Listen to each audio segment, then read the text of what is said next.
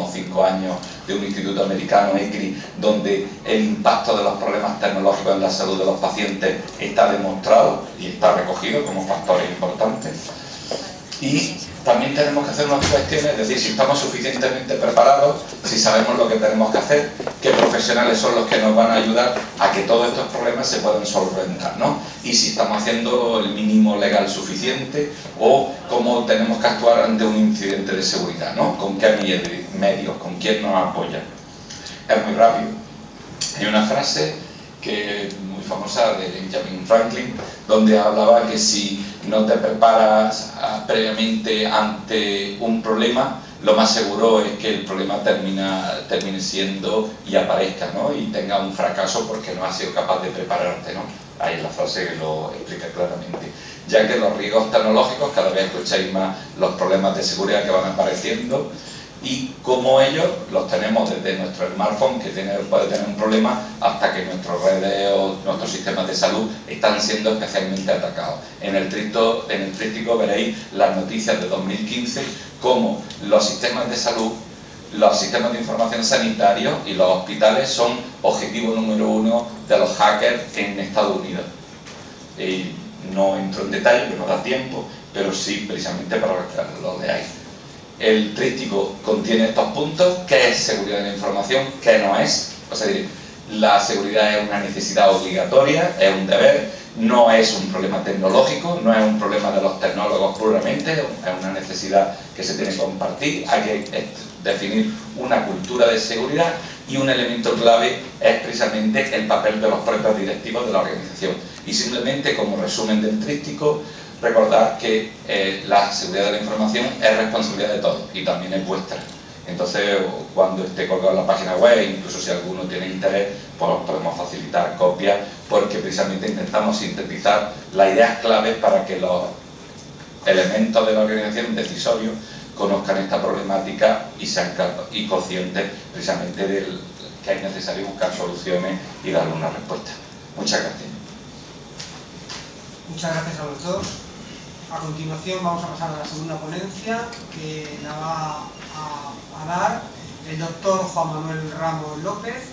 Ha ejercido diversos cargos de responsabilidad en el sector sanitario público y privado, siendo en la actualidad responsable del Servicio de Archivo y Documentación del Hospital Universitario Ramón y Cajal.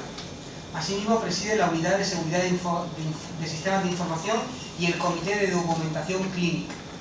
Es docente desde el año 1996 en temas de sistemas de información, seguridad de la información y documentación sanitaria, y es autor de varios libros como La gestión de archivos clínicos o Lo que le falta por saber de la historia clínica electrónica. También ha escrito múltiples artículos científicos en diferentes congresos y revistas, y ha sido premiado en 2 ocasiones en gestión hospitalaria, en el 2002 y en el 2003. Y ha sido también colaborador finalista en el proyecto presentado al Premio Mejores Prácticas e Innovación en Gestión de la Calidad en el Servicio Madrileño de Salud en el año 2010. La ponencia la ha denominado Algoritmos en las auditorías de las trazas de los sistemas sanitarios. Adelante.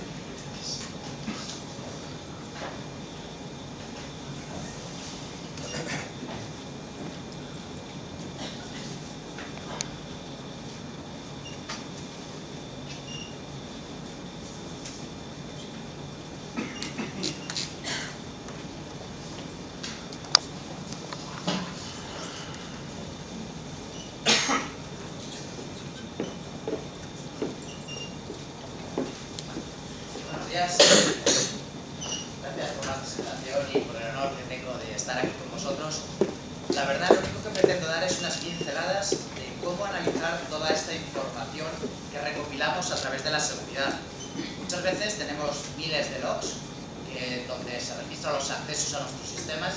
Vemos que estos sistemas los revisa gente con una preparación o con otra, pero el problema que tenemos es que muchas veces no se sabe qué buscar. O sea, ¿qué pretendemos buscar? O sea, tenemos 4 millones de registros. ¿Y cómo sé yo que eso es una vulneración de la seguridad?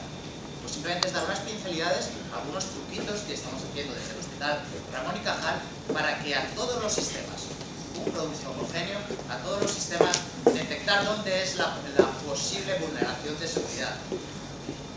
Para ello vamos a centrarnos un poco en cifras de qué maneja el Hospital Ramón y Cajal. Es un hospital con unas 1000 camas, unos 32.000 ingresos anuales, 1 millón de consultas anuales, de consultas externas, unos 135.000 urgencias y unos 32.000 cirugías, con o sin hospitalización.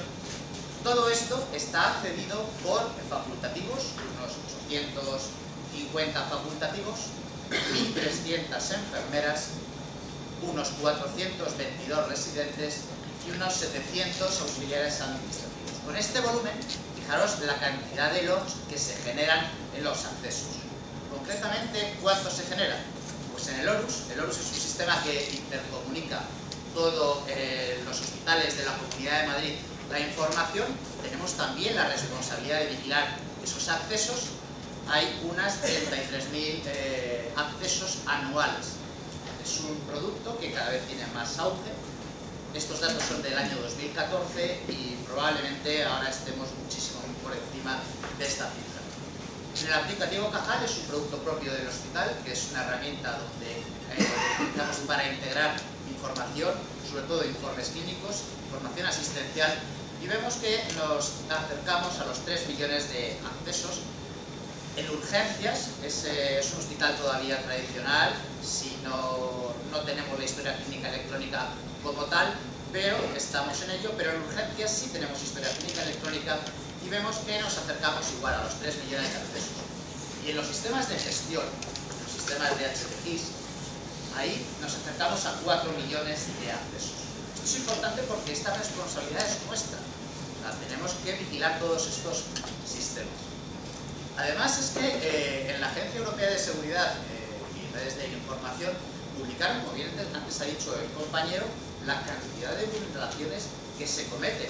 De hecho, en Estados Unidos el 42% de los accesos, vulneraciones a los accesos, se producen en el entorno sanitario. De hecho, hay una cifra que me llama la atención, es que dice que el 96% de todas las organizaciones han tenido en algún momento una posible vulneración de la seguridad.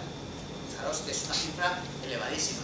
Y además de estas, el 90% es responsabilidad nuestra y podríamos haberla hecho una previsión. Normalmente suele ser por trabajadores internos.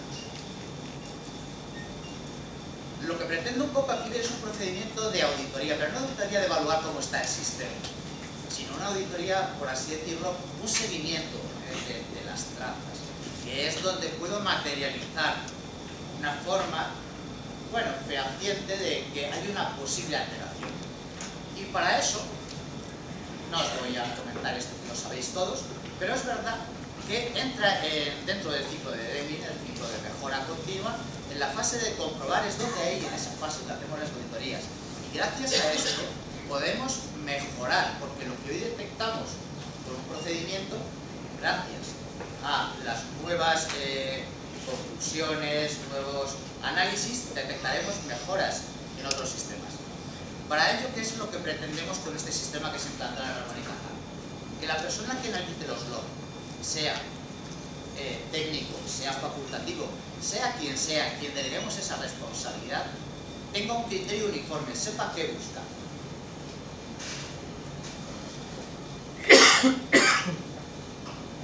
Sepa qué buscar. Entonces, para eso vamos a ponerles unas reglas. Porque digo, con cifras de 4 millones de accesos, tengo un técnico mirando datos, ¿qué estoy buscando? Pues unas reglas además muy sencillitas. Y lo mejor de todo es que tienen que ser unas reglas que nos permitan establecer alertas, de forma que automáticamente no me centre en buscar los 4 millones. Si hay una vulnerabilidad detectada, iré a buscar eso. Pero si no, que me haga un screening de forma masiva y diga, oye, que aquí puede estar un problema. Analiza solo esta muestra partida. ¿Sobre qué sistemas? Me da igual, sobre todos los sistemas. Sobre los sistemas de gestión, sobre los sistemas asistenciales, sobre los sistemas de comunicación entre centros, como el ORUS. Tiene que ser uniforme para que la persona tenga claras las reglas. Y además, debo analizar qué datos para obtener resultados que pueda buscar responsabilidades y arreglar. Por ejemplo, es importante que sepa sobre qué pacientes se ha pedido. Bien, con el sistema de identificación del equipo autonómico, por ejemplo, o con el número de historia, en que se decida, pero que tenga una identificación única para todos los sistemas. Tengo además saber quién ha accedido, cuál es su perfil, y no solo si ha accedido a modificar datos con una responsabilidad. Os recuerdo que los documentos públicos tienen una responsabilidad penal. Entonces, la historia clínica o los accesos tenemos una responsabilidad incluso penal. Por lo tanto, hay que buscar ese perfil. ¿Quién ha modificado un documento? ¿Quién lo ha hecho? Una de las formas muy sencillitas, y la primera que podemos utilizar, es la teoría de las colas. Esto es una curva de Gauss de los accesos. La mayoría de los accesos, pues bueno, un paciente puede ser accedido por 80 y pico personas, una cifra que las analizamos previamente. Cuando buscamos en las colas, depende de la dispersión de la muestra. Si es una muestra que está poco dispersa, tenemos que acotar más la cola de la curva de Gauss de accesos. Por ejemplo, si buscamos 3 veces la desviación estándar, alcanzamos el 99,7% de la población, lo cual ese 0,3% probablemente del extremo superior. El extremo inferior quiere decir que los que casi no han accedido, pero el extremo superior son los que han accedido mucho. Ese 0,3% probablemente se cometa ahí una vulneración de la seguridad. Ahora os diré cuál es lo que he detectado en el 100% de los casos que se cometen. Entonces, en este extremo superior yo puedo establecer unas alertas. Puedo, en los SQL, en el sistema de análisis, en Excel, en una base de datos, lo que queráis, puedo establecer una alerta. Detectan esta población, si supera esta cifra, me salta una alerta. Ahí es donde debo incidir en buscar los problemas. Por ejemplo, es muy típico, en ese decía 0,3%, encontrar que una sola persona ha accedido a muchísimos pacientes por encima de la muestra. En esta cola se ve. ¿Y eso qué quiere decir? Pues, por ejemplo, voy a poner un caso real. Se vio que un paciente, o sea, una persona en urgencias, accedía 800 y pico veces a los informes clínicos. Ahí hay algo raro. Entonces, probablemente porque sea, pues como os pongo ahí, porque alguien se ha prestado el login. Es una vulneración. Algo tan sencillito como eso. De 4 millones de registros, lo reduzco a esa cola y probablemente luego pediré las explicaciones. Ahora os digo cuál es el circuito de la metodología que aplicamos. Pero ya estamos detectando que hay esa vulneración. Otra de las cosas es, al contrario, hay muchos login accediendo a un solo paciente. Cuando estoy en la cola, casi seguro que este paciente va a ser un famoso. Va a ser una persona de cierta relevancia. Entonces veo que el número de accesos se está disparando por encima de ese 0,3%. Estas alertas las programo y, insisto, el 100% de mi experiencia personal he podido demostrar esto con estas alertas programadas. Tengo que hacer también, lógicamente, una muestra aleatoria. Esto no voy a extender porque probablemente vosotros técnicos tengáis más conocimiento que yo. Lo que sí que es cierto que para hacer una muestra aleatoria tenemos que inicializar siempre la semilla para que no se repita el número random. Hay muchas formas, tiene una constante multiplicativa, tiene que tener una constante aditiva, etc. Se puede hacer con cosas tan sencillas como Excel. Excel, hay una fórmula, os he puesto ahí, una fórmula para detectar este aleatorio de detección. Inconvenientes que tiene esto, como aquí no estoy buscando unos extremos, no puedo programar alertas. Pero es verdad que me da un análisis bastante armónico de toda la población, esos 4 millones que decíamos, por ejemplo, en los sistemas de gestión.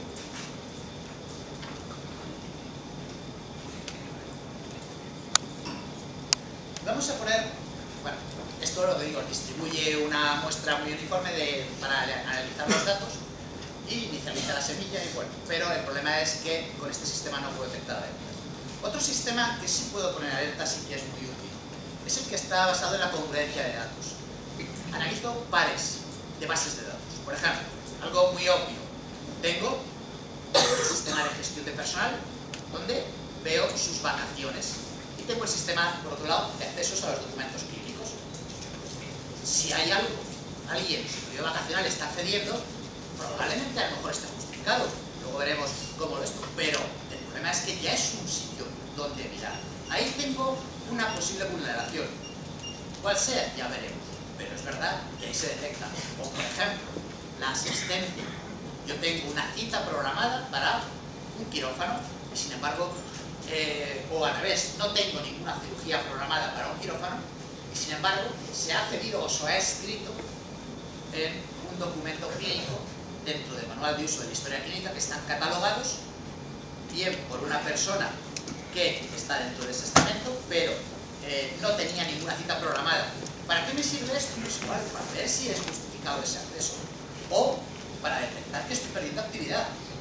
Daros cuenta que en la gestión de los hospitales hay que medir las actividades. Muchas veces los de la casa somos los peores. Vamos por la puerta de atrás, oye, mírame, opérame, y no queda constancia de actividad. Luego tenemos un problema a la hora de justificar los accesos. O, por ejemplo, tengo una asistencia en psiquiatría, pero sin embargo me ha visto alguien de ginecología. O al revés, tengo a alguien de urología y ha visto a alguien de psiquiatría. Hay que ver si eso estaría justificado. Analizando este par de base de datos, lo que hace simplemente no es que justifique o no justifique la asistencia, pero lo que sí que hace es que me está dando alertas que puedo programar en los sistemas para que al técnico o a la persona que lo analice dé una justificación y diga, oye, aquí está pasando algo raro, no se captura actividad, se están haciendo accesos indebidos. Entonces, este sistema también nos permite poner alertas, ¿no? Y bueno, pues este sistema también me ha servido para demostrar en el centro los accesos que son por curiosidad muchas veces, o para reflejar que no estoy reflejando, perdón, para la redundancia, la actividad correctamente. Con todo esto, ¿qué es lo que hago? Primero hago un borrador, como cualquier auditoría. Ese borrador, con las alertas detectadas, se lo paso a los implicados. Oye, justifícame por qué estando de vacaciones has accedido. Justifícame por qué has accedido a 800 pacientes si es imposible cada 30 segundos que me mires una historia clínica. Entonces, una vez que se aclara, es luego, con el informe definitivo, lo que se pasa al Comité de Seguridad, que habrá que tomar las acciones. Acciones sancionadoras, acciones correctoras, o incluso en ese ciclo que decíamos de DNI continuo, ir mejorando y poniendo muchos más filtros en este análisis de pares de bases de datos para poder acotar más y que se automatice estas vulnerabilidades. Pues bueno, muchísimas gracias por la escucha. Solo pretendía eso, daros una pincelada de cómo con poquitas herramientas muy sencillas podemos detectar alteraciones en los accesos y los inventarios. Muchas gracias. Muchísimas gracias.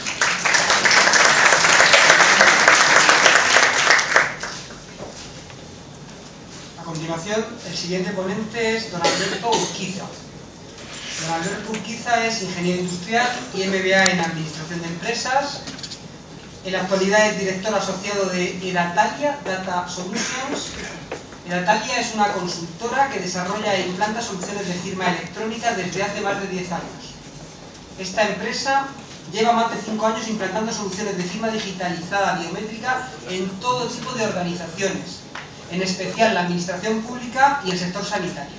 En este sector, el sanitario, está especialmente receptiva a esta tecnología porque puede ser una buena opción que dé plena validez jurídica a que los pacientes puedan firmar consentimientos informados en formato electrónico. La ponencia que nos va a dar es firma digitalizada biométrica de consentimientos informados con validez jurídica. Muchísimas gracias por la presentación. Buenos días a todos. Bueno, pues en fin, como me han presentado hace apenas unos segundos, vengo a hablar de una solución muy concreta, una familia de soluciones muy concretas a una demanda, a una problemática muy concreta que se da pues, en muchas organizaciones, en concreto en organizaciones en centros de salud y hospitales. ¿Por qué se da esta demanda? Porque bueno, vosotros sabéis mejor que yo que ya hay muchos hospitales en este país, muchos centros sanitarios que vienen trabajando desde hace meses o incluso hace bastantes años con certificados digitales, con firma electrónica, a través de los cuales pues, cualquier médico, cualquier sanitario puede firmar documentos, puede firmar documentación, puede acceder, puede autenticarse de forma segura en cualquier entorno. También lleváis bastantes años trabajando sobre la historia clínica electrónica y la idea es bueno, tener toda la documentación, toda la información del paciente informatizada, accesible, disponible en diferentes ubicaciones, etc. Y la realidad es que trabajando durante años en la historia clínica electrónica hay una serie de documentos que se nos escapan de la historia clínica electrónica y son aquellos documentos que tiene que firmar el paciente. ¿Por qué? Porque el paciente, por mucho que se ha intentado en este país, pues todavía no tiene o no sabe cómo utilizar un certificado digital y por lo tanto no tiene los medios adecuados para firmar electrónicamente un documento. Y por lo tanto no nos queda otra posibilidad, o no nos queda otra posibilidad de firmar esos documentos en papel. ¿Sí? Bien, nosotros somos una empresa especializada en firma electrónica, llevamos más de 10 años haciendo proyectos con firma electrónica avanzada, reconocida, porque ahora se llama cualificada, y trabajamos en cualquier sector. Trabajamos en cualquier sector firmando cualquier tipo de documentación. Pero la realidad de estos últimos años es que nos han llevado a trabajar sobre todo en dos sectores estratégicos. Por un lado, la administración pública y por otro lado, el sector sanitario. ¿Por qué? Porque son dos sectores que están demandando este tipo de soluciones. La administración pública también tiene desplegada toda la tecnología de firma electrónica en los funcionarios públicos y, sin embargo, en cuanto un ciudadano acude a la administración pública a realizar cualquier tipo de trámite, hay un papel que hay que firmar. Lo mismo pasa cuando un paciente acude a un hospital a realizarse cualquier prueba, cualquier diagnóstico, etcétera, que ha de firmar bien el documento de OPD o el consentimiento informado. Y por lo tanto son dos sectores en los que nos hemos ido especializando. ¿Sí? La referencia nos avalan. Esto es una tecnología relativamente novedosa, pero bueno, ya hay bastantes hospitales y centros de salud que se están volcando en esta tecnología. Algunas referencias interesantes, pues bueno, pues Clínica Universitaria de Navarra, San Juan de Dios, etcétera, etcétera. ¿Sí? Bien, ¿cuál es el enfoque de este tipo de proyectos? Pues el enfoque es muy sencillo, estos proyectos son bastante sencillos de responder, de resolver. Bien, lo que nosotros entendemos la firma biométrica como un complemento a la historia clínica electrónica.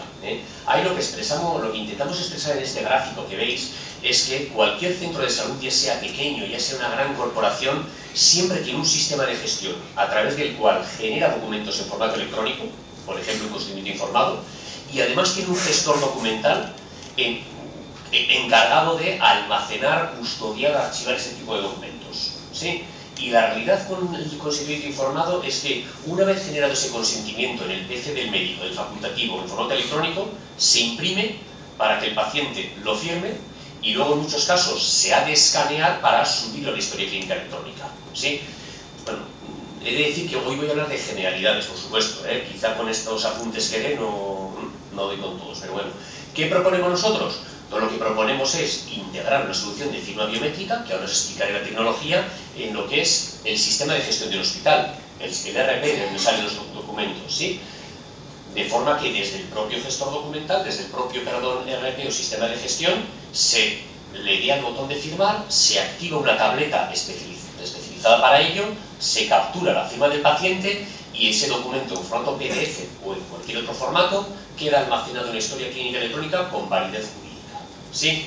Por lo tanto, una de las claves es que esta solución se ha de integrar en los sistemas del hospital. ¿Sí? Vamos a decir, y me suele gustar decir que vamos a sustituir en el sistema de gestión del hospital el botón de imprimir consentimiento por el botón de firmar consentimiento. ¿Sí? Bien, por lo tanto, una de las claves es integrar esta solución en el sistema de gestión del hospital. Y la clave, por supuesto, es no generar papel para conseguir procesos electrónicos mucho más eficientes y rentables que los que tenemos ahora mismo en papel. Bien, cuando hablamos de consentimiento informado, a mí me gusta decir que es un documento de una especial sensibilidad jurídica. ¿Sí? Es decir, no se trata solo de que un paciente pase por el hospital y me firme un papel sin saber lo que firma. Se trata de que firme sabiendo lo que firma, siendo consciente de lo que firma y sabiendo las consecuencias que tiene lo que firma. ¿Sí? Y por lo tanto esta solución de firma biométrica la enfocamos a recabar evidencias, las mayores evidencias que podamos de todo el proceso de firma. Es decir, tratamos de recabar evidencias de que un paciente ha estado con un médico en un momento dado, que este médico le ha explicado con los riesgos derivados de la operación o de la prueba a la que se va a someter, que este paciente es consciente de lo que va a firmar, sabe lo que firma, ve lo que firma y expresa su consentimiento en forma de firma. ¿Sí? Bien, en cuanto a las garantías, en la presentación decían que bueno, estas soluciones de firma biométrica tienen garantías jurídicas, etc. Nosotros nos hemos preocupado muy mucho desde las fases de diseño de este tipo de soluciones a contar con la opinión de expertos, y expertos en dos enfoques diferentes. Por un lado, aspectos jurídicos tecnológicos, para lo cual hemos tirado o hemos acudido a un despacho independiente, nosotros llamado Cuatro Casas, entiendo que es de reconocido prestigio, y de alguna forma, después de analizar nuestra solución, han llegado a una conclusión muy clara. la firma biométrica con las soluciones de Natalia es una firma electrónica avanzada. Y esto me gustaría remarcarlo, no es una firma electrónica reconocida o cualificada, pero sí es una firma electrónica avanzada. Y no por ser reconocida significa que pueda tener menos garantías jurídicas y seguridad que una firma reconocida. Iremos ahondando. Además, dicen que es una tecnología especialmente indicada para la documentación clínica, ¿sí? Y para la recabación de consentimientos. Por otro lado, como decía hace unos minutos, nuestra obsesión es ir recabando con la solución todas las evidencias necesarias para poder demostrar en un posible litigio futuro que una persona estuvo en un momento determinado, en una determinada consulta, firmando un determinado documento, ¿sí? Lo que hacemos, y por eso llamamos firma biométrica, es recabar, capturamos datos biométricos del firmante, la forma de la que firma, para que después un perito judicial, un perito calígrafo, pueda vertir una opinión, ¿sí?, de que una persona en un momento dado firmó ese documento, ¿sí? Más o menos el proceso es muy similar al del papel, simplemente le damos las evidencias en formato electrónico. ¿Esas evidencias biométricas cuáles son? Pues son un montón, pero más o menos son, bueno, pues la velocidad a la que escribe, la presión que ejerce en cada punto de la pantalla, cómo ataca pues, la firma, el vuelo que hace el lápiz, etcétera, etcétera, etcétera, ¿sí? Y por lo tanto remarco que no estamos hablando de firma reconocida o firma cualificada, sino de firma electrónica avanzada. La integridad la garantizamos con firma electrónica y la autenticidad del firmante mediante la captura de biometría. Algunas características técnicas. Insisto que se trata de una firma electrónica avanzada y por lo tanto siempre nos basamos en un tercero de confianza. Es decir, aunque estamos hablando de firma biométrica, es decir, de capturar una serie de evidencias biométricas, nosotros lo que hacemos es combinamos esta tecnología de captura biométrica con la tecnología de firma electrónica que ya estáis acostumbrados a utilizar.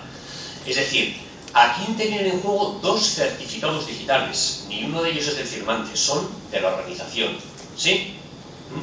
Con el primer certificado digital, ¿qué hacemos? Lo que hacemos es encriptar, proteger los datos biométricos del paciente, ¿sí? Y con el segundo certificado digital lo que hacemos es firmar el contenido del consentimiento para garantizar su integridad. Por lo tanto, entra en juego un tercero de confianza que se llama, es decir, habrá una autoridad de certificación que emita los certificados digitales óptimos de encriptación y de firma para este proceso de captura de firma, ¿sí? A la hora de firmar se hace todo en un único evento. Según firma el paciente en una tableta, esos datos automáticamente se encriptan y se firma el documento. Pero bueno, técnicamente hay estos pasos que dar, ¿sí? Otro tema importante es que nuestra recomendación es que las soluciones sean compatibles con diferentes tipos de dispositivos. Hay en el mercado dispositivos que llamamos de puestos fijos, vamos a decir que son unas simples tabletas que van enchufadas vía USB a un terminal y donde se captura la firma, ¿sí? O también es recomendable para algunos circuitos de firma, que luego comentaremos, el utilizar dispositivos de movilidad. Por ejemplo, cuando hay que recabar la firma de un paciente que está encamado, etc. ¿Sí?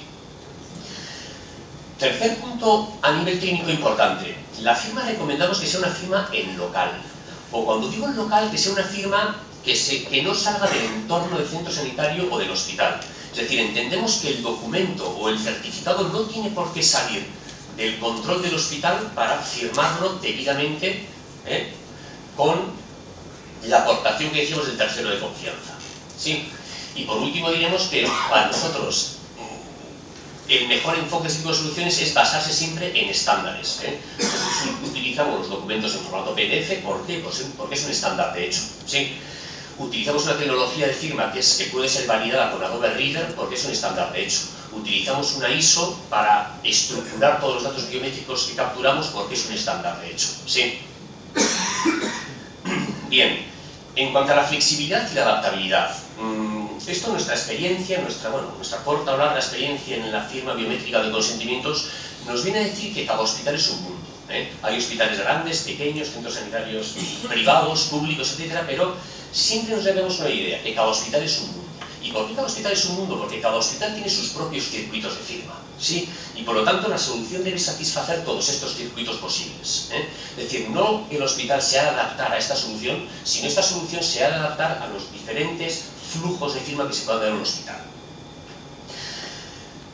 Como hoy hablo de generalidades, voy a comentar los tres casos que más nos solemos encontrar, aunque se pueden dar bastantes más. Por un lado, lo que nos solemos encontrar es que la firma del consentimiento que llamamos en presencia del médico. Es decir, un paciente acude a una consulta del médico y en presencia del médico, bueno, el médico vamos a decir que redacta ese consentimiento, le va informando al paciente, como decíamos, de todas las consecuencias que pueda tener estas pruebas, etcétera, etcétera, y en un momento dado, cuando el paciente lo entiende, va a firmar el documento. ¿Sí? Bien, pues, ¿el paciente cómo lo firma? Pues en la tableta. ¿Sí? Y luego el médico también ha de firmar ese documento. ¿Cómo lo puede firmar el médico? Pues tiene dos alternativas. Si en ese hospital, o ese hospital se ha preocupado anteriormente de emitir certificados digitales a todos los facultativos, lo podrá firmar con su certificado digital, ¿sí? Por lo tanto, en ese consentimiento informado se van a combinar dos tipos de firma. La firma biométrica del paciente, porque el paciente no tiene certificado digital, y la firma electrónica avanzada y reconocida del médico, porque tiene un certificado digital emitido por una autoridad de certificación. ¿Sí? Ese certificado del médico, por supuesto, puede estar en un montón de dispositivos diferentes. Ese certificado puede estar alojado en el PC del médico, puede ser una tarjeta criptográfica, puede estar en HSM, puede estar donde sea. ¿Sí? Para este tipo de circuitos de firma, lo que solemos recomendar es unos tipos de dispositivos así pequeñitos, bueno, que son bastante ergonómicos y bastante duraderos en el tiempo. ¿Por qué recomendamos este tipo de dispositivos? Porque se trata de un entorno de confianza. Y en este tipo de dispositivos pequeños en la tableta, lo que podemos hacer es que el paciente sea perfectamente consciente de lo que firma, porque podemos hacer un resumen del documento y mostrárselo en la tableta. Es decir, el paciente sabe que está firmando un consentimiento informado para una operación determinada, el día tal, la hora tal, etcétera, etcétera, etcétera. ¿Sí? Y recomendamos este tipo de dispositivos, ¿por qué? Únicamente por economía, por precio. Porque normalmente el despliegue de dispositivos en un centro sanitario en consulta suele ser bastante elevado. ¿Sí? Bien, segundo circuito que nos solemos encontrar, la firma sin presencia del médico. Es decir, se puede dar que en el primer circuito que decía, el médico redacta el consentimiento, se lo explica al paciente y el paciente, pues bueno, pues por las razones que sean no lo quiere firmar. ¿Sí? Pues porque no lo entiende bien, porque quiere pedir la segunda opinión, porque se lo quiere llevar a casa y pensárselo, etcétera, etcétera, etcétera. ¿Qué solemos hacer? Pues dejamos ese consentimiento firmado por el médico, bien de forma biométrica o bien con certificado digital si lo tuviera, ¿sí? Y ese consentimiento se queda a espera de la firma del paciente. El paciente se le da una copia impresa, se la lleva y cuando quiera puede volver al hospital a dar su consentimiento, a firmarlo, ¿sí? ¿Qué solemos recomendar? Que esa firma ya no se vuelva a hacer en consulta. No hace falta que pida otra vez una consulta con el médico para firmar, ¿sí? Lo que se puede hacer una firma en recepción o en admisión del hospital. En admisión se recupera el documento y en una tableta se puede firmar, ¿sí? Para este tipo de circuitos, ¿qué solemos recomendar? Pues dispositivos más grandes, en los cuales ya se vea el documento completo en la pantalla. Vale. ¿Por qué? ¿Por qué? Bueno, porque ya no es un entorno de tanta confianza como paciente y médico, sí, y es interesante que vea el documento completo. Ya veis que en un mismo hospital se pueden dar circuitos de firma con diferentes dispositivos, ¿sí? Por último, como decía también al principio, se pueden dar firmas en movilidad, es decir, se puede acudir a la cama de un médico para firmar en una tablet móvil, etc. Entonces, como conclusión de esta parte, lo que os diría es que para mí, a mi juicio, con nuestra experiencia, no existe un proceso ideal, ni un dispositivo ideal para firmar consentimientos. La solución debe admitir diferentes alternativas de firma, diferentes de tipos de firma combinada, electrónica, con biométrica, avanzada, con reconocida, porque los diferentes documentos y los diferentes circuitos de firma van a exigir estas alternativas. ¿Sí? Bien, por ir concluyendo y por hacer un pequeño resumen de la exposición, a mi juicio, desde luego, para un proyecto de estos de firma biométrica de consentimientos, y aprovecho para decir que además de consentimientos se puede firmar cualquier tipo de documentación del hospital con esa tecnología. Yo me centraría en que las claves son 5. Por un lado, a la solución le debemos exigir las máximas exigencias, las máximas garantías, tanto jurídicas como periciales, ¿sí? Segundo, la solución es recomendable que esté integrada en los sistemas de gestión del hospital. Y por supuesto que satisfaga, como decía, todos los circuitos posibles de firma. Tercero, y esto es primordial, debe ser de un uso extremadamente sencillo, tanto para el facultativo como para el paciente. ¿Sí? Debe, por supuesto, aportar confianza. Y por último, en cuanto al despliegue de dispositivos, ¿a qué recomendaría? Pues que se tenga un exhaustivo control inicial de la inversión. Estos dispositivos de hardware cuesta su dinero, ¿sí? Y sobre todo un control de los gastos de mantenimiento futuros, ¿sí? Por eso nosotros solemos recomendar muy mucho los dispositivos pequeños que van en un USB, porque la durabilidad de los mismos es, pues, de años. Y bueno, sin más, bueno, aquí termina mi ponencia. He tratado, como os decía, de dar 4 pinceladas de lo que es un proyecto de, o las claves de un proyecto de firma de consentimiento informado. Y nada, ahí tenéis bueno, pues mi contacto para si alguien quisiera lanzar alguna pregunta. O al final, si no, también el turno. Gracias. Muchas gracias. Bueno, continuamos. Como cuarto ponente tenemos a don Félix Gallego. Es consultor de negocio del grupo SIA y especialista en seguridad y experto en criptografía y soluciones de firma electrónica. Lleva trabajando con sistemas de identidad digital, autenticación y firma electrónica desde el año 1998, creando soluciones para diferentes clientes desde su grupo, SIA. Desde esta empresa se ha desarrollado un trabajo muy intenso para promover el uso de las tecnologías de la identificación y firma electrónica. El marco legal y la infraestructura técnica de este tipo de soluciones están muy maduros, pero siempre ha existido una limitación en la implementación de proyectos, ya que con un gran esfuerzo estamos intentando replicar o trasladar a los usuarios la complejidad de los sistemas de firma actuales. La introducción del nuevo marco legal de referencias EIDAS, que entiendo que lo contará a lo largo de la ponencia, supone un nuevo marco o un nuevo escenario para la identificación y la firma electrónica, facilitando la implantación de tecnologías. Le damos la palabra.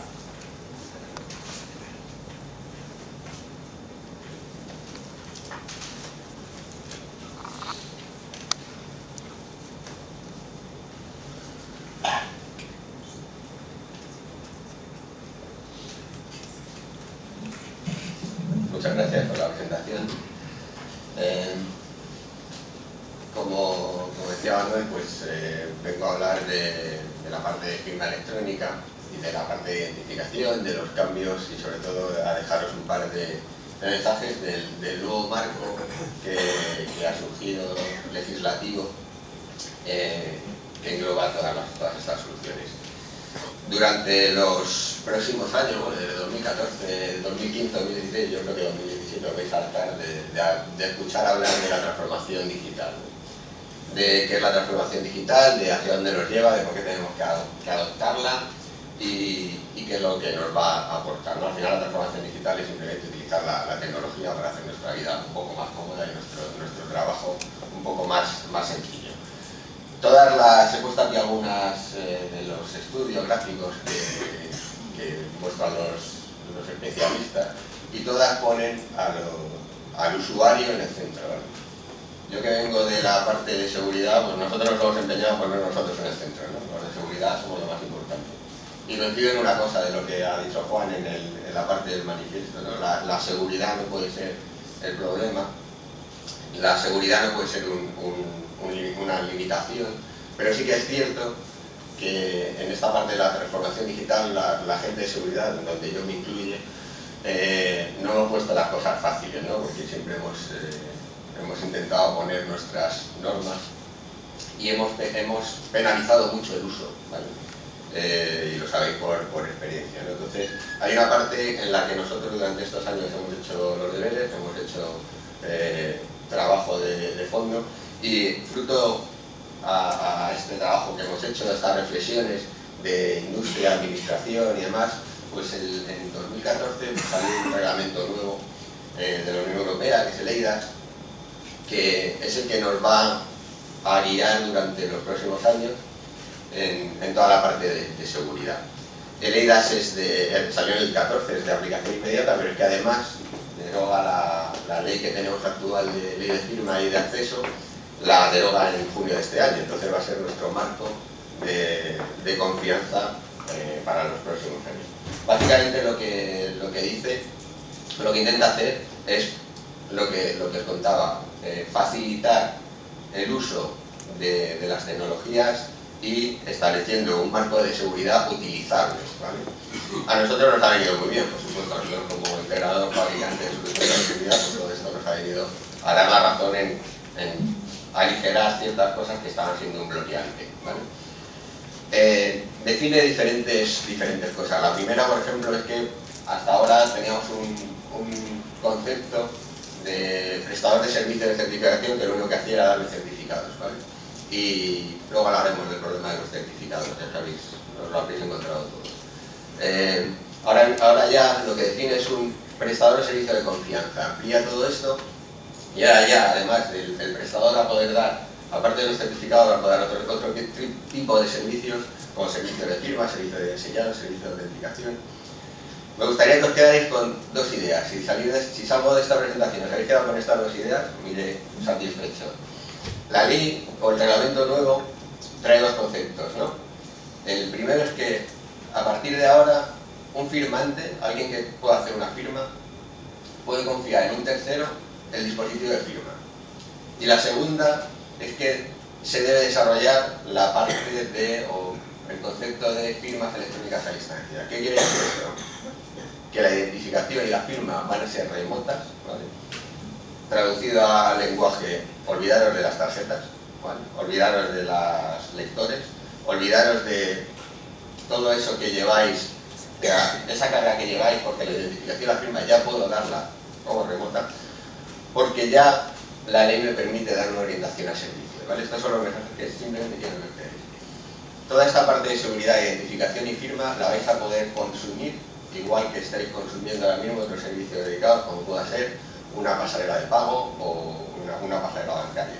A ninguno os imagináis a un médico metiendo, después de hacer una consulta, su tarjeta, metiendo el PIN, sacándola, dando un recibo, y lo estamos haciendo con receta, ¿no? Pues es lo mismo. Ahora mismo la parte de firma la vamos a poder sacar como servicio. Aparecen nuevos actores con este nuevo marco legislativo, que como os decía, es de aplicación inmediata, y ya aparecen diferentes playas, diferentes actores. Aparece la entidad que me va a dar los certificados, pero aparece la entidad que me va a dar los servicios de firma electrónica, y aparece también la entidad que me va a custodiar estos certificados, ¿vale? ¿Qué estábamos limitando hasta ahora en el ámbito el ámbito médico, en el ámbito sanitario? ¿Qué estábamos limitando por seguridad? ¿Cuáles eran nuestros problemas? No habilitábamos la movilidad, no habilitábamos el multidispositivo, porque las soluciones de firma e identificación, el problema se lo estamos trasladando al usuario, ¿vale? En este caso el personal sanitario. Le estábamos dando una tarjeta para firmar y le estábamos dando la complejidad para que hiciera la firma. No estábamos dando soluciones a problemas que nos ponéis encima de la mesa, como pérdidas, olvidos, deterioro de la tarjeta. ¿Qué pasaba cuando yo tengo que hacer una firma electrónica, tengo una consulta llena y la tarjeta no me va y no sé por qué me va, no sé lo que pasa, ¿no? ¿Qué pasa ahí? ¿Qué puedo hacer? ¿Qué pasa cuando de repente se me actualiza la máquina virtual de Java o el navegador, me cambio de versión y ya me deja de funcionar todo, ¿vale? ¿Qué hago con eso? Teníamos otro problema de integraciones, que intentaba que todas las aplicaciones hablaran mi lenguaje, que todas las aplicaciones se integraran con mi API, que todas las aplicaciones se autenticaran de la misma forma. Y una que no teníamos muchas veces valorada, el coste. ¿Cuánto me cuesta distribuir tarjetas? ¿Cuánto me cuesta distribuir lectores? ¿Cuánto me cuesta las incidencias que esto produce, ¿no? El nuevo concepto es muy sencillo. Puedo dar un servicio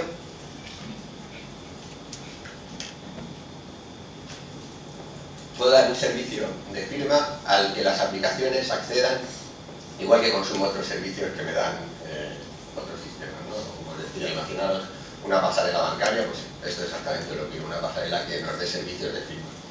Por lo tanto, puedo integrar de forma sencilla las aplicaciones de receta electrónica, puedo integrar de una forma inmediata el acceso a la historia clínica, utilizando para eso los certificados, que es lo que me dice el marco legal que tenemos actualmente. Y además, si tengo distribuidas una serie de tarjetas, que ya tengo un proyecto en el que he invertido, puedo hacer que puedas registrarte a este sistema utilizando tu tarjeta existente y puedas generarte tu certificado centralizado.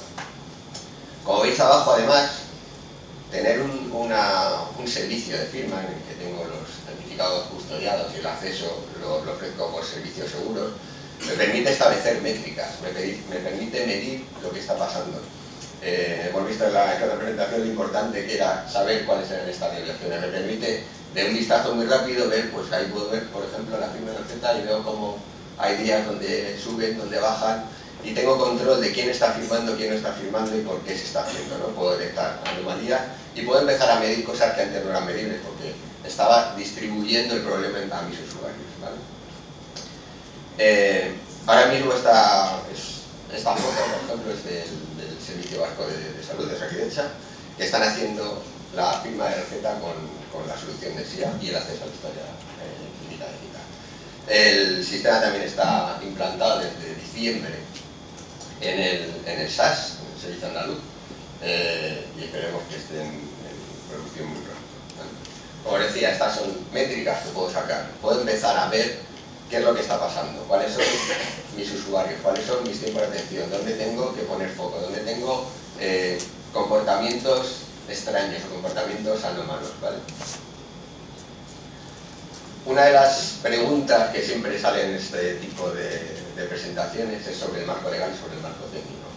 Por fin tenemos el marco legal y también tenemos un marco técnico sobre el que certificar dispositivos, por lo que de lo que estamos hablando es de firma avanzada, firma reconocida en este caso, y me permite hacer firmas con la validez legal que vosotros desde Sanidad nos estáis solicitando, ¿vale? Aquí está simplemente para que veáis nuestra certificación.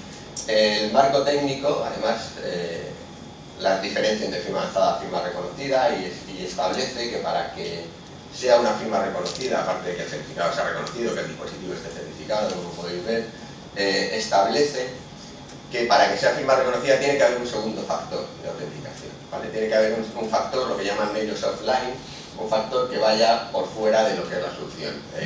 Hay múltiples factores, nosotros solemos utilizar SMS, pero hay factores para realizar esta firma, con lo que estoy haciendo que alguien que tiene que hacer una operación de firma o autenticación en un sistema no tenga que tener nada especial, sino que pueda hacer de cualquier dispositivo que tenga un navegador, pueda hacer estas operaciones, ¿vale? Como veis, el sistema multidispositivo simplemente necesita un navegador. Voy a poner otro ejemplo de un caso real, un caso de Randstad, y como veis, simplemente el usuario para hacer una firma tiene que entrar a su portal, elegir los documentos que tiene que firmar, entra, y si quiere hacer firma reconocida utiliza este segundo factor.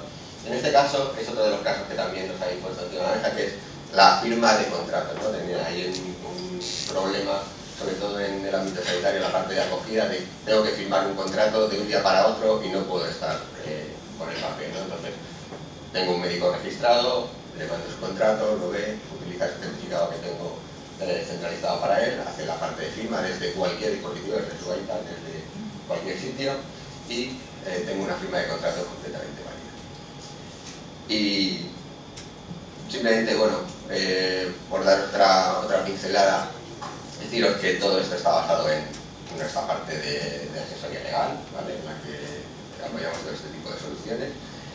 Y poco más, estaré encantado de resolver dudas luego en la parte del coloquio, o si me pilláis por fuera en cualquiera de las sesiones, contarnos las experiencias que hemos tenido en sanidad o cualquier duda que podáis tener de esta parte. Muchas gracias.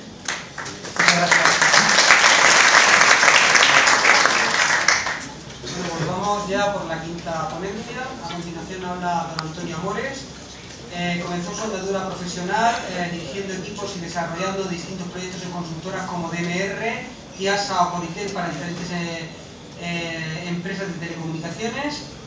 Luego, durante 12 años, estuvo como ingeniero de sistemas de ISDEFE, dando asistencia técnica al Estado Mayor de la Defensa a su división de sistemas de información y comunicaciones, participando desde el principio en el diseño, desarrollo y posterior implantación de sistemas de mando y control militar. Desde el 2015, como director de proyectos de Fujitsu, es el responsable del proyecto La Oficina de Control sobre Procesos y Servicios para el Servicio Extremeño de Salud, enfocada, entre otras tareas, en la protección de datos y el aseguramiento de la calidad. Nos va a presentar la ponencia SOC especializado como herramienta para la mejora de la seguridad. Adelante. Muchas gracias por la presentación. Buenos días. Obviamente en 10 minutos explicar qué es un SOC es muy complicado, así que he enfocado esta presentación a dar una capa por encima de qué es y qué beneficios puede aportar al entorno sanitario debido a la sensibilidad que tiene de información que él maneja. En principio esto es lo que vamos a hacer. Primero vamos a hacer una posición. Nadie está totalmente seguro por muchos medios que pongamos de seguridad. Los ciberdelincuentes cada vez se especializan más, la tecnología avanza cada vez más y ellos avanzan, los medios de seguridad avanzan y avanzan prácticamente juntos, pero prácticamente ningún sistema es totalmente seguro. Hasta ahora los medios de seguridad que disponen las organizaciones son más bien reactivos y de defensa que proactivos, y eso debido a que es imposible, debido a la interconexión tan brutal que hay hoy en día de las redes de información y de la preparación y capacidad de los ciberdelincuentes, hay que adelantarse a ellos. El SOC, también conocido como ISOC, como POS, como un montón de nombres, existe hace mucho tiempo, pero digamos su implantación en los principales organismos está cada vez más avanzado. Está empezando las principales empresas están empezando a proveer SOCs a disposición de algunos organismos, porque antes establecer un SOC en tu propia empresa era muy costoso y requiere mucho esfuerzo, tanto económico como de organización, como de preparación. Lo que he dicho antes, hay que cambiar la fase de protección por la fase de proactividad y prevención. Hemos dicho, un SOC es un centro de operaciones de seguridad, un Security Operations Center, que lo que trata es de centrar en un centro preciso toda la parte de defensa de nuestra información. El propósito es prevenir, analizar, detectar y reaccionar ante las amenazas para evitar que ocurran. El SOC está compuesto no solamente de personas, necesita un equipo multidisciplinar, porque las amenazas son múltiples y de distintos tipos. Necesita tener un centro específico con unas máquinas que permitan y unas tecnologías que permitan ese tipo de protección. Y un funcionamiento, obviamente, la seguridad nunca, el malo nunca descansa y siempre está ahí al acecho. Entonces debe estar siempre funcionando, aunque depende también del tipo de organización. Hay algunas que no necesitan que esté funcionando siempre porque están desconectadas en algún momento. No es el caso de la sanidad. Un SOC, como he dicho antes, está compuesto de tres tipos de partes. Tenemos las personas que lo forman, unos procesos que son los que lo llevan y la tecnología que permite ese tipo de defensa. Las personas deben ser, como he dicho antes, altamente especializadas y multidisciplinares. Deben estar en constante formación y deben tener una formación y una certificación de las herramientas que utilizan. Luego deben establecerse unos procesos específicos que permitan unas respuestas adecuadas y rápidas y contundentes para poder parar esa amenaza que siempre está al acecho. Y por último tenemos que tener unas tecnologías que permitan a esas personas utilizar esos procedimientos y parar todo tipo de amenazas que puedan surgir. Invertir en esa tecnología es importante, pero no es lo fundamental. Tecnologías son costosísimas y lo importante es hacer un balance de estas tres partes, tanto de las personas como de los procesos que se tienen, como de las tecnologías aplicadas. A veces es incluso más conveniente invertir en formación que en tecnología. pero ya he dicho antes que el balance es lo más importante. Tecnologías que permitan hacer funcionar el SOC, hay un montón de empresas que ofrecen soluciones técnicas. Los servicios que gestionan un SOC son muchos y variados. Está la gestión de logs, la gestión de cortafuegos, la de UTMs, que son unos cortafuegos con un montón de servicios que ofrecen centralizados, monitorización de intrusiones y otros eventos de seguridad, la continuidad de las tecnologías de información. No podemos parar de funcionar, no podemos dejar a nuestros usuarios sin sus herramientas. Aquí es una cosa importante, el hacking ético, que es para mí una de las cosas más importantes que aporta el SOC, que permite, digamos, ponerse en la piel del malo para intentar descubrir las vulnerabilidades que tienen nuestros sistemas, que no es precisamente lo que suelen hacer las organizaciones actualmente. Simplemente estamos, como he dicho, a la defensiva, no nos adelantamos al malo. Luego también tenemos la gestión de plataformas de acceso unificado, la gestión de identidades PKIs, la detección y gestión de vulnerabilidades y incluso también la propia vigilancia física a través de videovigilancia. Situación de partida. Como ya he dicho antes, las organizaciones actuales no suelen tener un SOC al uso. Suelen tener un departamento de informática con unos antivirus, unos firewalls que permiten, digamos, y unas copias de seguridad que permiten, digamos, tener asegurada la información que tienen, pero siempre queda abierta la puerta a que el malo entre en la organización y no salga. Entonces, de ahí viene el tema del SOC, ¿vale? La función reactiva que aporta el SOC es muy importante a mi modo de ver. Como he dicho antes, hay dos tipos de implantar un SOC. Tenemos un SOC propio, al cual, digamos que pocas organizaciones, debido a su coste y mantenimiento, pueden atreverse a hacerlo. Debemos, en cuanto a personal, definir un modelo claro, una estructura y unos roles claramente definidos para que el SOC no solamente tenga claro su estructura, sino que esté integrado con los otros departamentos más importantes de la organización. Luego, los procesos y procedimientos deben ser totalmente robustos y claros, pero a la vez que esa robustez deben ser totalmente maleables para poder adaptarse a las mejoras que constantemente se van viendo y detectando. Y por supuesto la tecnología no puede quedarse atrás y debemos integrar la tecnología que podamos incorporar. Otra opción que he dicho antes, no todas las organizaciones pueden gastarse mucho dinero en la contratación de un SOC. Cada vez más son los proveedores de servicios que ofrecen SOC externos que, obviamente, debido a que dan servicio a muchísimas empresas, son mucho más sofisticados de lo que puede uno obtener en su propia organización, tienen mejores herramientas, mejores técnicos con muchísima más experiencia y otros tipos de medios. Dependiendo de las necesidades de cada una de las organizaciones o empresas, existen distintas modalidades de servicio que se pueden escoger en función de cada una de las necesidades propias.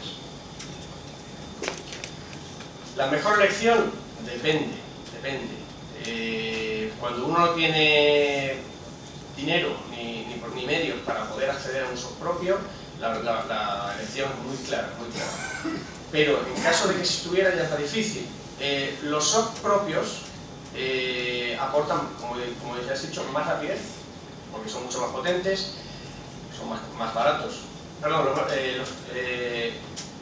más baratos, no, más costosos, porque tienes que mantener, tienes que formar y tienes que gastarte dinero en la tecnología que tienes que implementar. Por otro lado, hacer un SOC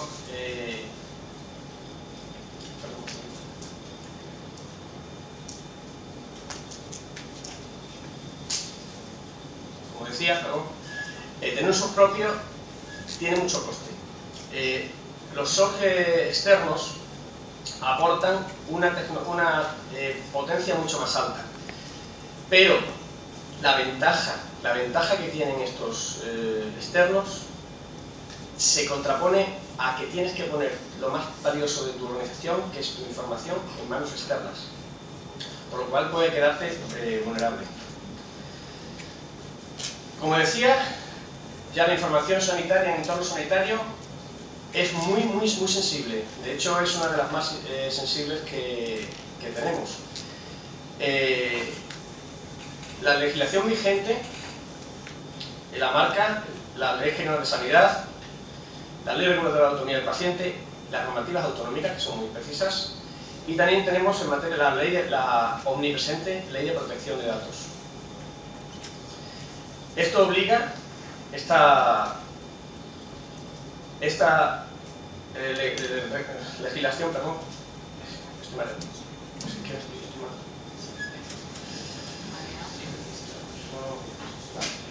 estaba trabajando como estaba.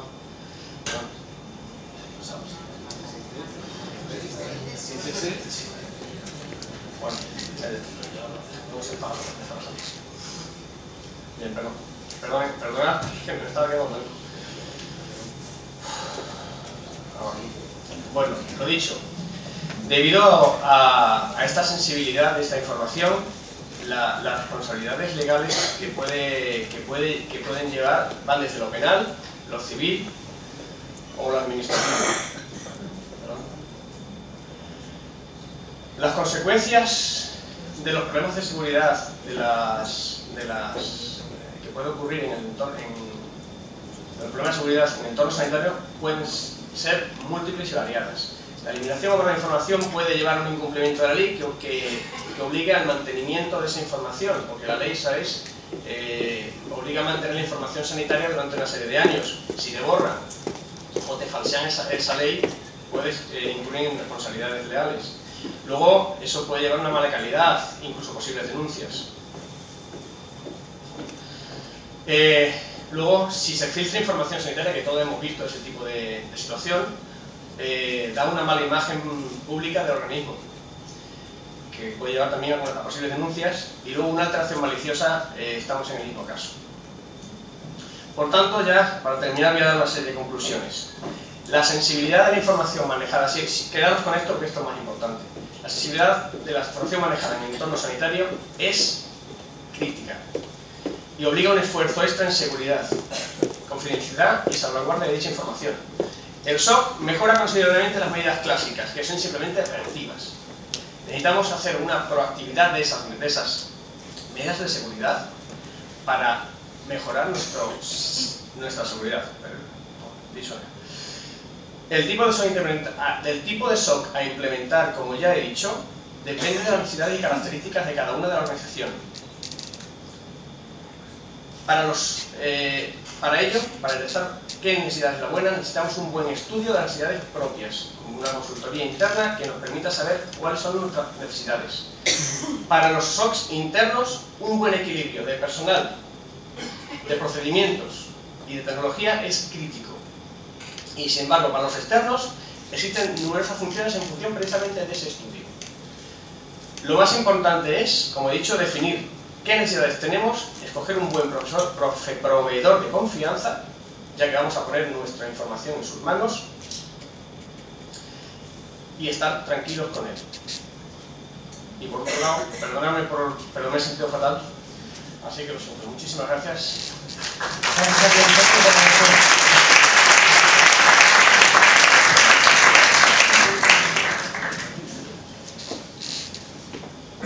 Continuamos con la última ponencia, que corre a cargo de David Vara Cuesta. Es ingeniero técnico informático de sistemas por la Universidad Politécnica de Madrid y técnico superior en el desarrollo de aplicaciones informáticas. Cuenta con más de 15 años de experiencia profesional en el ámbito de las TIC, principalmente en la gestión de la seguridad de la información en entornos estratégicos, nacionales e internacionales, tanto en defensa como en espacio, ATM, tráfico y transporte. Actualmente trabaja como responsable de la unidad de consultoría, certificaciones y acreditaciones de ciberseguridad en Indra Digital. Forma parte de diversos grupos de trabajo de ISO, es miembro de ISACA, miembro de EOS y tiene gran número de certificados personales referentes a seguridad. La ponencia que nos va a dar es ciberseguridad en el entorno sanitario. Adelante. Buenos días, gracias por la presentación. Comentaros que ha habido un pequeño cambio de última hora, ¿vale? Yo no soy David, soy Fidel Morales, ¿vale? Compañero de David. Pensaba que te lo habían pasado y cortarte a mitad de camino me parecía un poco violento. Así empezamos con un chascarrillo y así la ponencia es un poco más tranquila, ¿no? Sí, soy Fidel Morales de la Torre, pertenezco también al departamento de David, ¿vale? Participo con él y he participado en casi todos los proyectos en los que ha trabajado, certificaciones, acreditaciones, defensa, sanidad, no tengo todas las certificaciones que él tiene, pero bueno, tengo bastantes también, ¿vale? Y bueno, más o menos trabajamos todos en la misma línea y en el mismo departamento, ¿de acuerdo? Formamos parte todos del mismo grupo de ciberseguridad de Indra Digital, ¿de acuerdo? Entonces, bueno, una vez puesto el nombre, ¿vale? Nada más, pasamos a la presentación. En un primer momento, una de las cosas que tenemos que tener en cuenta es trabajamos en el ámbito sanitario y parece que es un entorno muy reducido, ¿verdad? Es un entorno en el cual tenemos enfocado al paciente, tenemos enfocado la información del paciente, todo en referencia al paciente y al tratamiento del paciente y a la relación con el paciente. Bien, pero esto no nos excluye de un alcance y un ámbito mucho más amplio que tenemos, ¿vale? Tenemos una responsabilidad no solamente con nuestro paciente, sino con todo lo que se deriva de ese tratamiento con el paciente, que parece que es poco, pero ahora vamos a entrar en profundidad en qué nos puede interesar y a quién puede interesar todo ese tipo de información, ¿vale? ¿Quién trabajaría o quién robaría datos de salud o quién se beneficiaría de datos de salud? Pues bueno, como veis, ya estamos hablando, ya se está potenciando el uso de datos sanitarios para su explotación, ¿vale? Ya hay en Internet sitios donde se pueden comprar datos de salud, ya hay sitios especializados donde atacan a centros sanitarios y ya se está produciendo un pico en el cual sanidad es uno de los enfoques y uno de los puntos de presión en los cuales los activistas, los hackers y la gente que necesita del mercado negro y de la ciberdelincuencia, dinero e información, está atacando. Como podéis ver, hay grupos que ya están especializados y esto es una de las novedades que ya se está empezando a ver, ¿vale?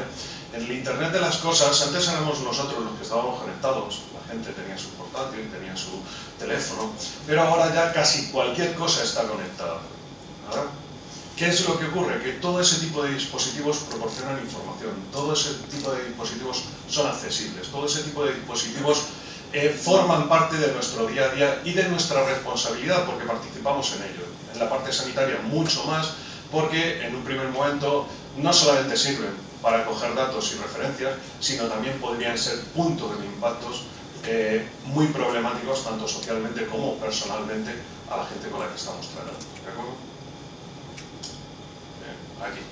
Bueno, como veis, a partir del 2014, como han dicho algunos compañeros, han empezado a producirse picos de ataques a hospitales, a personas, a laboratorios, a farmacéuticas, puntos que antes no eran conflictivos y que no estaban dando ese punto de necesidad de conseguir esa información para poder producir dinero, ¿vale?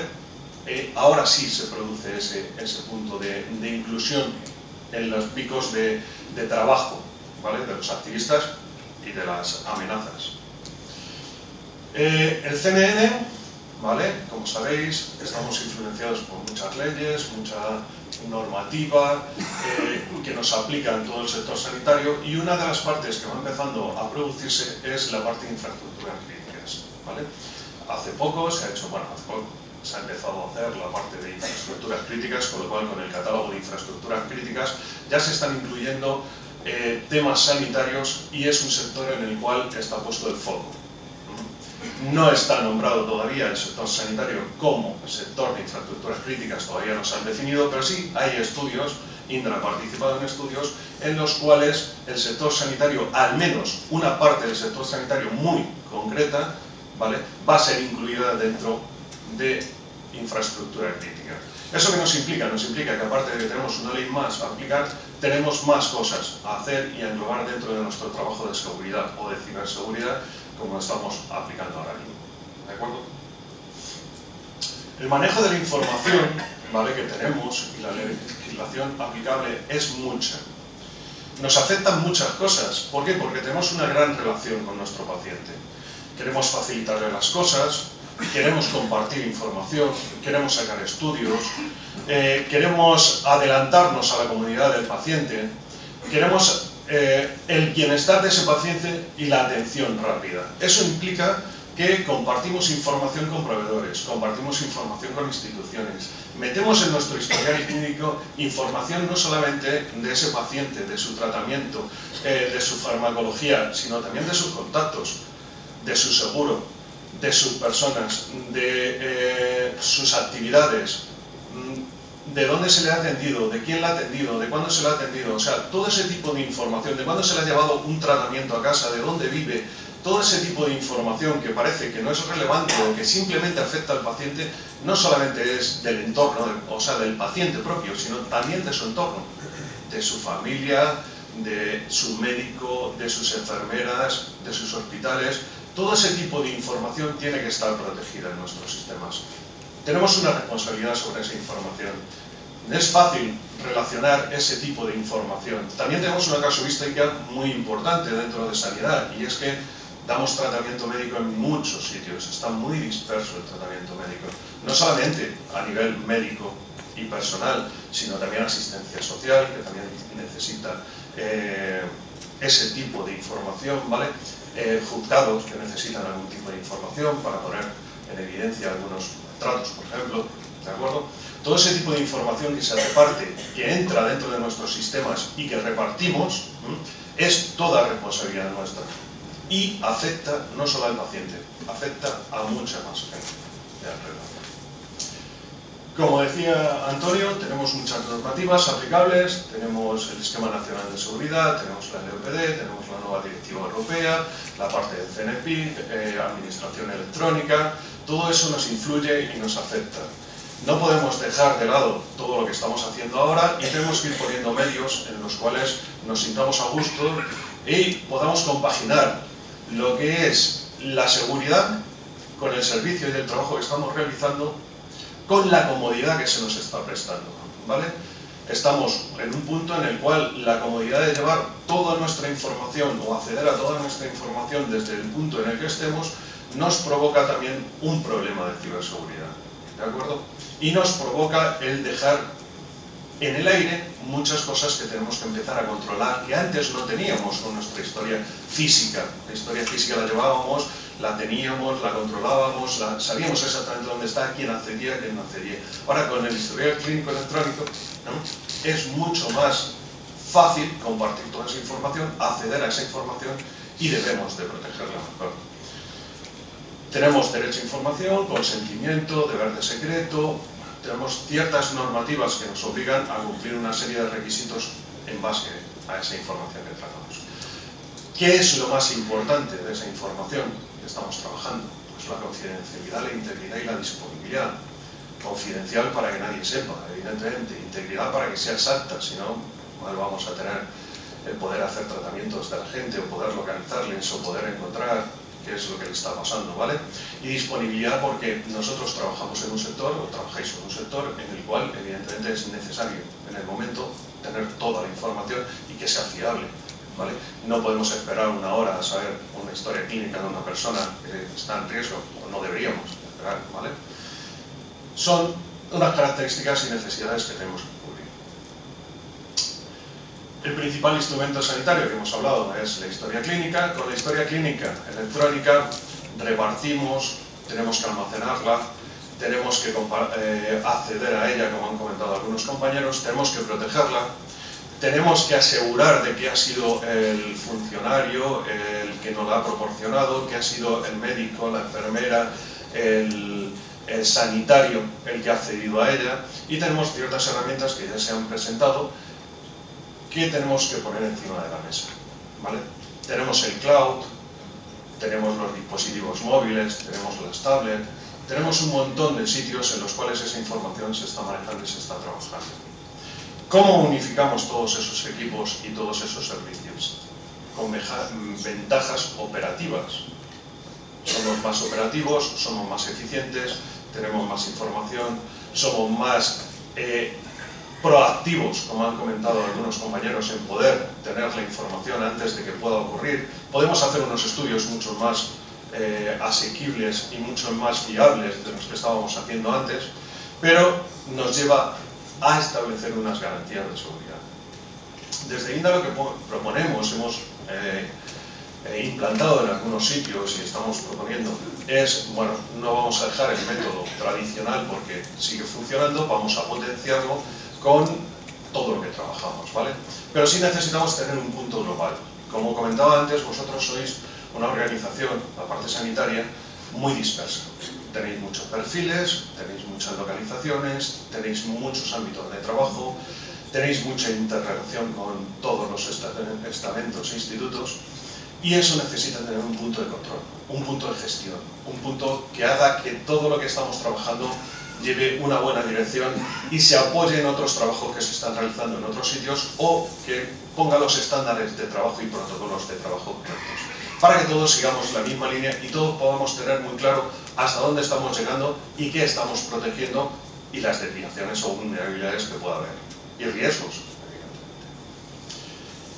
La oficina de seguridad, de ciberseguridad, pues englobaría todo lo que consideramos desde nuestro punto de vista el registro, la recuperación, el tratamiento y la difusión de los datos. Bueno, como comentaba antes, la asistencia sanitaria confidencial, asistencia sanitaria de calidad, confidencialidad de información e integridad de información. El alcance de toda la oficina no solamente lo tenemos en los centros de salud, urgencias, hospitales, relaciones, instituciones.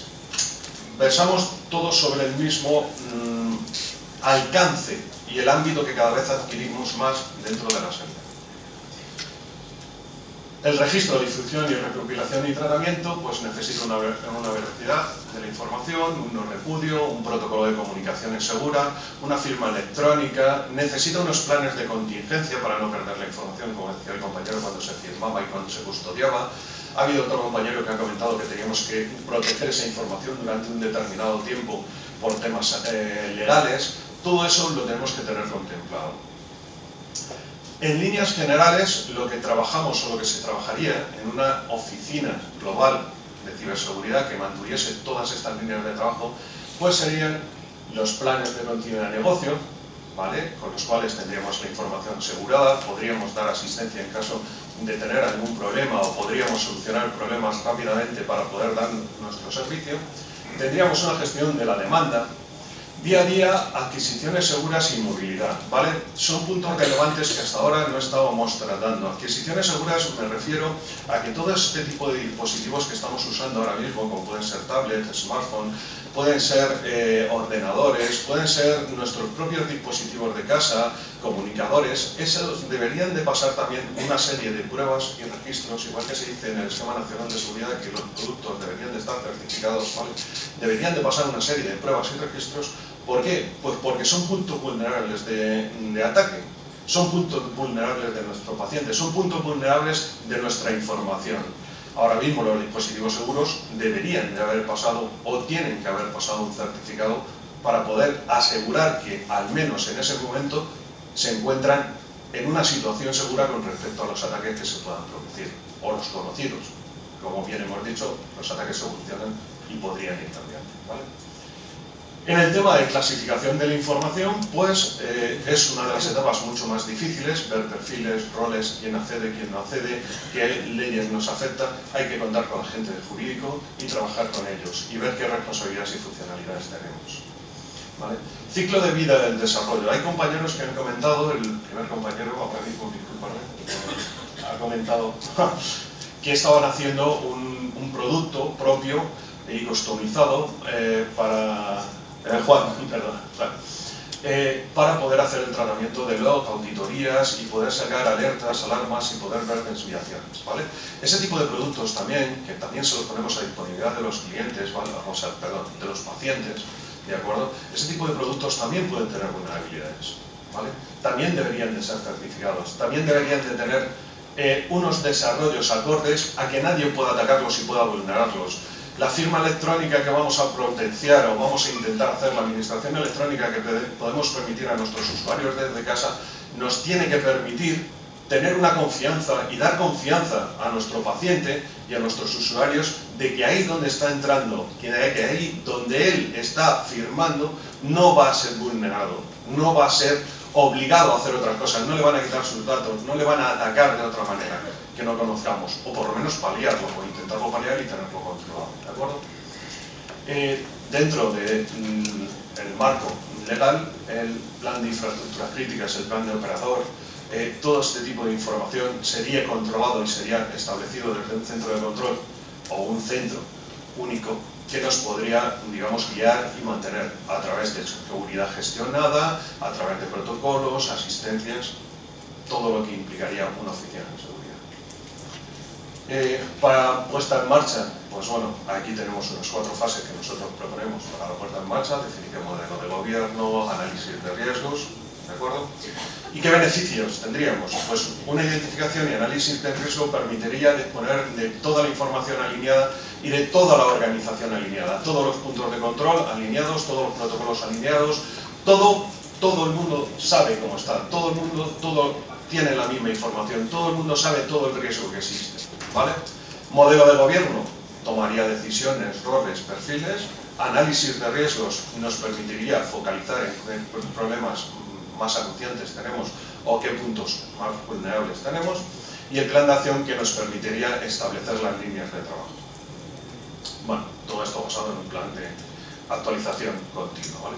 Y como conclusión, desde Indra pensamos que esto nos daría una visión de ciberseguridad de 360 grados en todos los entornos que os he comentado, una mejora del seguimiento de riesgos, una garantía de mínimos aplicables a la seguridad de la información, aplicables a vuestra propia seguridad de la información también, para que tengáis fiabilidad de ella, un alineamiento de todos los servicios y toda la gente que colabora con nosotros, y un soporte centralizado de todos los problemas que podamos tener, de todas las desviaciones legales que podamos establecer, de todos los cambios legales.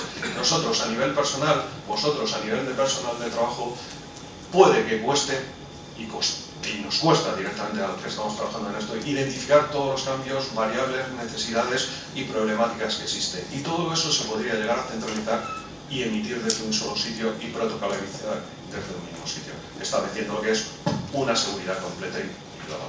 ¿De acuerdo? Gracias por la atención.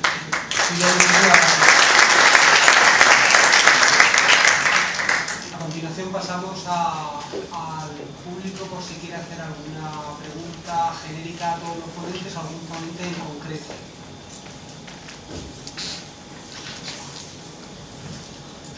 Bueno, si no os animáis, como será... Perdón, aquí hay una... Vale.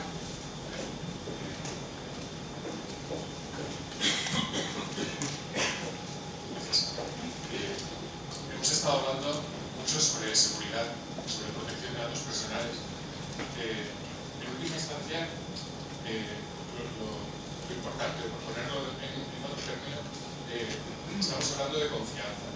La confianza que necesitamos tener, la confianza que merecemos los distintos agentes que estamos operando en el sector, sean pacientes, sean ciudadanos, sean administraciones públicas, sean empresas de servicios. Desde este punto de vista múltiple, en el que es necesaria la colaboración entre todos esos agentes para darnos y ofrecernos esa confianza, me gustaría saber hasta qué punto o qué cosas echáis de menos, qué cosas nos faltan, tanto quizás desde el punto de vista de normativa, de regulación, quizás como desde el punto de vista de certificación, cuando hablábamos de las vulnerabilidades estas relativas a Internet de las cosas, de los dispositivos médicos. Vamos a ver, si pensamos en eso y unimos a lo de ransomware y ese tipo de cosas, claro, nos ponen a todos los que redundan. Falta algún tipo de reconocimiento, de capacitación profesional, de acreditación, algún marco de colaboración especial entre los distintos proveedores de servicios de seguridad. Los problemas que sufrimos, por ejemplo, los hospitales o las consejerías de sanidad, no son particulares de las cosas, sino que nos afectan a todos. Las empresas con las que podríamos contratar esos servicios de seguridad gestionada, pues deben colaborar entre sí y deben colaborar, pues, supongo que con el Centro Criptológico Nacional y con los echáis de menos, me falta algo que necesitemos para cubrir toda esa rama compleja que nos permita tener la confianza, ya digo, merecemos, nos debemos, nos explica.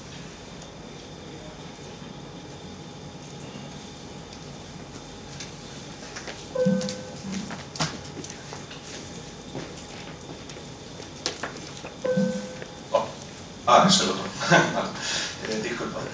Estoy de acuerdo contigo en que la problemática es muy amplia, ¿vale? Sí que estamos poniendo en evidencia, y en todos los foros se está poniendo en evidencia, en todos los CCNCER, que se estuvo hace poco, que se estuvo en el foro, en cualquier foro y cualquiera está sacando encima de la mesa y está poniendo encima de la mesa que lo primero que se necesitaría sería una colaboración para conocer cuáles son los problemas que se van acercando, que se acercan, y una colaboración para publicar o conocer las vulnerabilidades que afectan a todo el mundo, ¿vale? Alguien centralizando todo eso podría intentar ver la tendencia que hay y poder avisar antes de tiempo y poder paliar todas las partes que podrían afectar a los sectores, ¿vale? No solamente al vuestro, sino a todos los demás, pero en el sector sanitario sería una de las partes más importantes. También vemos, o por lo menos he intentado hacer hincapié en mi presentación, que la dispersión de toda la problemática que existe, alguien debería de tener la posibilidad de poder centralizarla y poder estructurarla de alguna manera. ¿Por qué? Pues porque si no tenemos esas funciones, esos roles y esos perfiles bien establecidos de trabajo, ¿vale? Se nos puede mezclar con la vida diaria, se nos puede mezclar con otras funciones y evidentemente en vuestro caso en particular prima el servicio con el paciente y es posible que perdamos la perspectiva de esto lo estamos haciendo así para ayudar, pero estamos poniendo en riesgo parte de la información o parte del servicio, ¿de acuerdo? ¿Eso qué implica? Otra necesidad, implica la concienciación, formación y estructuración de cada persona o de cada responsable o rol que vaya a establecer eso. Es complicado, es difícil, hay que poner medios, hay que apoyarse, como tú decías bien, en la industria, porque no todos los sitios pueden tener un presupuesto para poder trabajar ni con SOC, ni con gente especializada, ni con gente que haga análisis forense que pueda trabajar con ello. Pero sí es verdad que una de las líneas de trabajo, en mi punto de vista, o desde nuestro punto de vista, es unificar lo que es la gestión de la seguridad y formar, concienciar en qué puede pasar con todo lo que estamos haciendo, en base a que estamos en una comodidad tecnológica ahora mismo que nos puede permitir hacer miles de cosas, pero que deja muchas veces en el aire qué es lo que realmente estamos haciendo. Nos centramos en el trabajo, pero no tenemos todo el ámbito en la cabeza de qué realmente es el alcance de lo que estamos haciendo. Muchas gracias. No sé si contesto. Venga, adelante. Buenos días, yo quería contestarte, a lo mejor por la parte de vista clínico, yo he hecho en falta, ponemos mucha protección en los sistemas de información, ¿dónde está la información contenida? Pero por ejemplo, ahora que hablabas del Internet de las cosas, a mí me preocupa ese tema de seguridad. Por ejemplo, muchos pacientes ahora las bombas de insulina transmiten directamente al centro, a los datos. Transmiten ahora hoy en día pues, para ajustar marcapasos.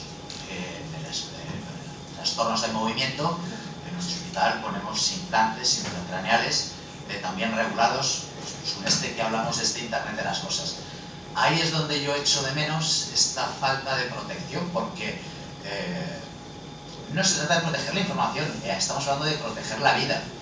Un hackeo sobre estos sistemas afecta directamente sobre la vida del paciente. Y ahí es donde he hecho en falta, sé que hay estándares para el uso de dispositivos, pero he hecho en falta toda esta regulación, todo este sistema que se está montando, como decía el compañero de SOC, o bien decíamos de esta infraestructura, pero en el Internet de las cosas creo que debería, por lo menos desde la parte vista clínica, he hecho en falta estas medidas de seguridad que se pongan el ojo para que no haya peligros sobre la vida de los pacientes.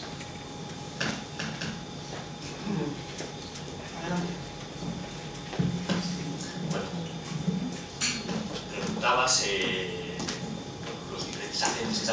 comentamos que echamos de menos, ¿no? Pues yo desde mi punto de vista de esta tecnología de la firma biométrica, pues he contado un poco a pinceladas, que os he dejado caer las cosas. Yo fíjate que echo de menos un poquito en cuanto al tema de la legislación. Creo que es demasiado poco rigurosa y demasiado poco concreta. La legislación en cuanto a firma electrónica lleva años que se está basando absolutamente en el tema de la firma reconocida y cualificada. Y claro, para nosotros que somos fabricantes de tipo de soluciones de firma biométrica, ¿y por qué desarrollan estas soluciones? Porque nos lo están demandando así. O sea, la normativa está regulando la firma reconocida como aquella firma electrónica que se hace con certificados digitales del firmante. Serán procesos de negocio en los centros sanitarios, en la administración, etcétera, en los cuales se necesita recabar firmas del ciudadano y el ciudadano no tiene certificado digital y por lo tanto hay un gap que hay que darle solución. Nosotros damos la solución desde el punto de vista técnico, estamos combinando la biometría con el tema de la firma electrónica, con certificados digitales, etcétera, pero sí es cierto que la normativa no es clara y concisa y por lo tanto se nos exige muchísimo más en nuestra tecnología que lo que se exige a los procesos actuales en papel. O sea, actualmente, si comparamos una tecnología de firma biométrica de un consentimiento con lo que se está haciendo realmente en los hospitales en el papel, la seguridad de esa tecnología es, desde mi punto de vista, aplastante. Sin embargo, sí es cierto que la normativa no lo recoge de una forma clara, concisa y concreta. Muchas gracias. ¿Alguna cuestión más? Bueno, yo vamos mal de tiempo y tenía alguna pregunta preparada, pero quizá la dejamos para alguna mesa a continuación, y era qué herramientas o qué mejoras en las herramientas actuales podrían mejorar la seguridad y la privacidad y qué problemas o retos nos vamos a encontrar en los próximos meses. Si alguien quiere avanzar algo sobre eso, y si no, dejamos para la siguiente mesa.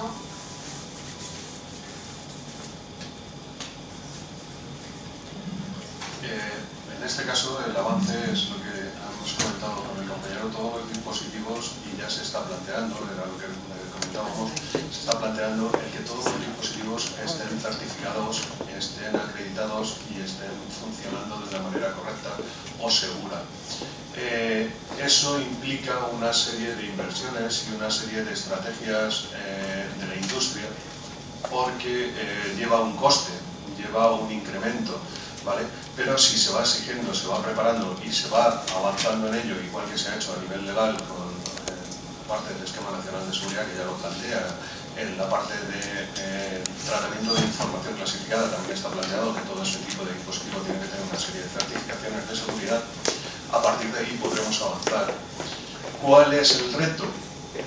Aparte de que eso se puede tardar en llevarlo a cabo y poner a toda la industria de acuerdo en ello y llegar a una serie de estándares que permitan, que ya están aplicados, pero bueno, que permitan que todo el mundo los cumpla, el problema va a ser cómo vamos a tratar esa información o cómo vamos a avanzar en que esa información que estamos poniendo en todo el mundo la podamos gestionar, ¿vale? Ahí va a ser otro de los problemas.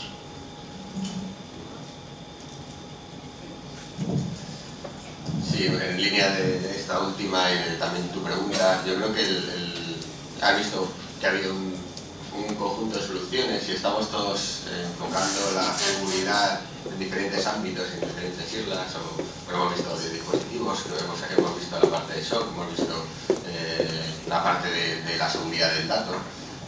Yo te he contado un poco más de la parte de identidad. Creo que lo que nos va a pedir, el esfuerzo que nos va a pedir esto es simplemente la orquestación, ¿vale? Es decir, bueno, tengo todas las herramientas, creo que tenemos ya soluciones técnicas y legales que cubren todo esto, y creo que ya lo único que va a pedir es, vamos a aplicarlo al modelo de negocio, a lo que nos estáis pidiendo, pero vamos a ponerlo en orden. Hasta ahora estábamos yendo con soluciones muy sectoriales que hasta no facilitaban, sino que impedían algunas veces el desarrollo, y ahora simplemente lo que tenemos que hacer es utilizarlas para que no pare vuestro día a día. O sea, yo creo que las soluciones están maduras y simplemente hay que irlas adoptando poco a poco en esta transformación. Por cerrar ya la mesa, pues contar que es una mesa con muchas cosas distintas. Juan Manuel y Juan, desde el Comité Técnico de Seguridad de la Información, sanitaria han hecho propuestas para la concienciación de las personas a través de un manifiesto que ha dejado para ahí para repartir, y las pinceladas del tríptico se está preparando para la concienciación de directivos.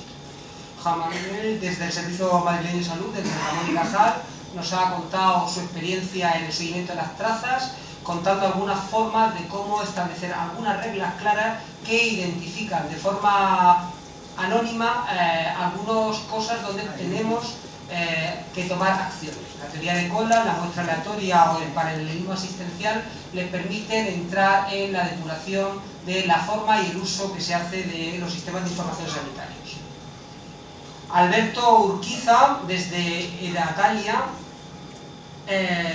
lo que nos ha hecho una propuesta muy interesante: cambiar el botón de imprimir por el botón de firmar el consentimiento informado.